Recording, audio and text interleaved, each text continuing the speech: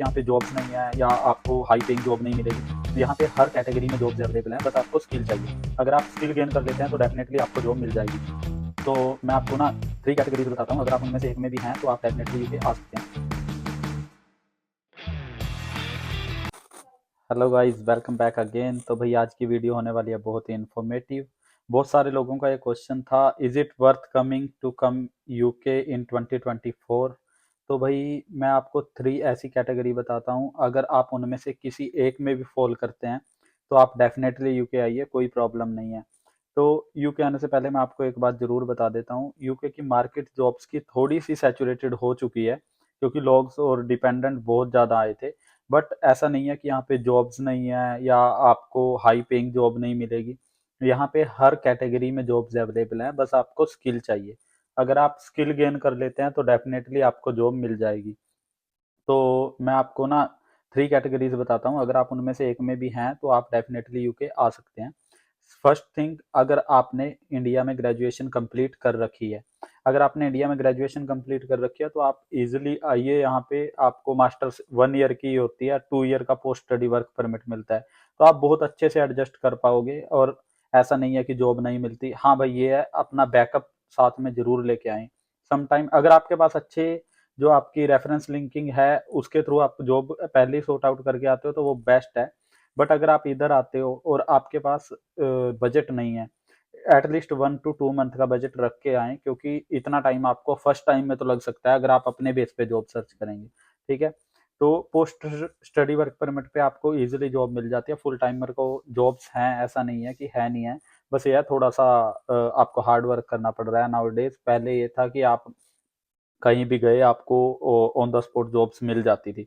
जब मैं आया था उस टाइम मैं जहाँ भी जाता था जॉब्स के लिए, मैक्सिमम लोग बोलते थे फुल टाइम है तो आ जा, फुल टाइम है तो आ जा, ऐसा। बट अब भी है, यहाँ पे जॉब्स हैं, बट थोड़ा सैचुरेशन हो गया है जॉब मार्केट का ना।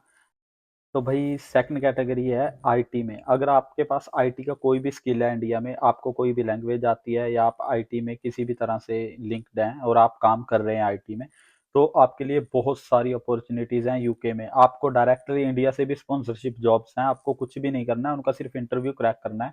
आई थिंक 3 राउंड होते हैं, अगर आप इंटरव्यू क्रैक कर लेते हो तो आपको ईजिली आईटी की जॉब मिल जाती है और आप डायरेक्टली स्पॉन्सरशिप जॉब पे आओगे। तो आप 5 ईयर बाद यहाँ पे आईएलआर अप्लाई कर सकते हो और आई थिंक 6-7 ईयर्स में आपको पासपोर्ट मिल जाएगा।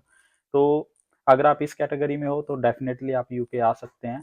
और थर्ड जो कैटेगरी है वो है nursing and care home jobs. अगर आप नर्सिंग का एक्सपीरियंस आपके पास इंडिया में है तो आपको जस्ट एक एग्ज़ाम होता है ओईटी का, वो क्लियर करना होता है। और वो इतना कुछ हार्ड एग्ज़ाम भी नहीं होता है, क्योंकि मेरी बहुत सारी फ्रेंड्स वो एग्ज़ाम यहाँ पे क्लियर करके आई हैं।